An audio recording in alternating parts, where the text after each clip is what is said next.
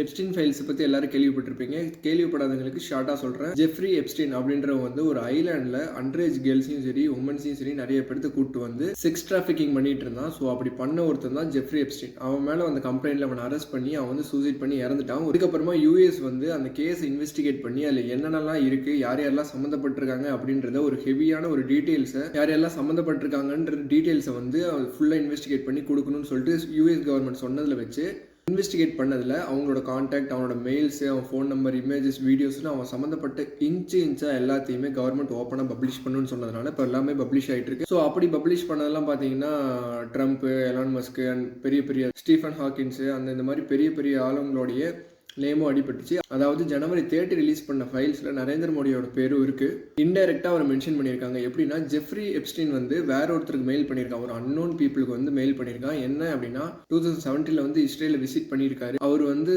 ட்ரம்ப்புக்கிட்ட advice எடுத்துக்கிட்டு ட்ரம்ப்புக்கு ஃபேவராக dance எல்லாம் ஆடி இருக்காரு அப்படின்னு சொல்லிட்டு ட்ரம்ப் வந்து 2017 இஸ்ரேலுக்கு போனது, அதுக்கப்புறம் ட்ரம்ப் கிட்ட இருந்து அட்வைஸ் வாங்கினது மட்டும் இல்லாமல் அவங்களுக்கு ஃபேவராக டான்ஸ் ஆடினாரு, இட் ஒர்க் அப்படின்னு சொல்லிட்டு அவன் வந்து ஸ்டேட்மெண்ட் வச்சிருக்கான். ஒரு இமெயில் யாருக்கோ அன்னோன் பர்சனுக்கு அனுப்பிச்சிருக்கான். அதை வந்து இப்போ ரிலீஸ் பண்ணியிருக்காங்க. அவங்க ரிலீஸ் பண்ண 3 மில்லியன் காப்பீஸில் இதுவும் one of the thing. So இதில் வந்து ஒரு பேர் வந்திருக்கு. இதுக்கு வந்து நம்ம இந்தியன் கவர்மெண்ட்டே ரெஸ்பாண்ட் பண்ணியிருக்காங்க.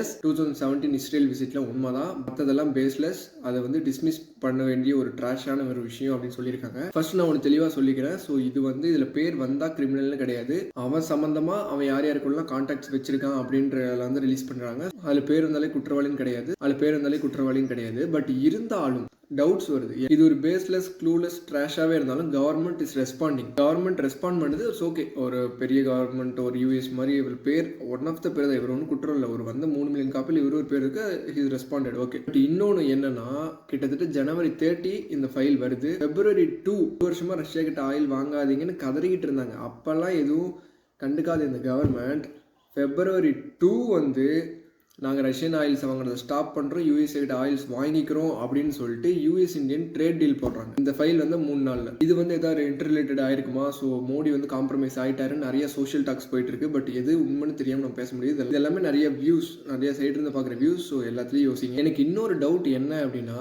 அவ்வளோ பெரிய ஜெஃப்ரி எப்ஸ்டீன், இப்போ நம்மளே பக்கத்தில் வந்து ஒருத்தர் கள்ள நோட் அடிக்கிறான்னு வச்சுக்கோங்க. நம்ம வந்து அவன் மாட்டினாலும் சுற்றி இருக்கிற நம்ம வந்து அவன் கூட பழக்க வழக்கம் இல்லைனாலும் அவன் என்ன பண்ணுறான்னு நமக்கு தெரியும்.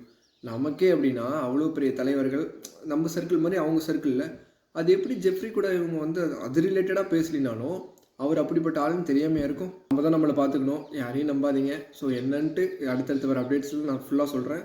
ஜெஃப்ரி எப்ஸ்டீன் ஃபைல்ஸை பற்றி ஃபுல் வீடியோவாக மேக் பண்ணலாம். ஸோ சப்ஸ்கிரைப் பண்ணிவிட்டு இதை பற்றி என்ன நினைக்கிறீன்றது கமெண்ட் பண்ணுங்கள். தேங்க்யூ.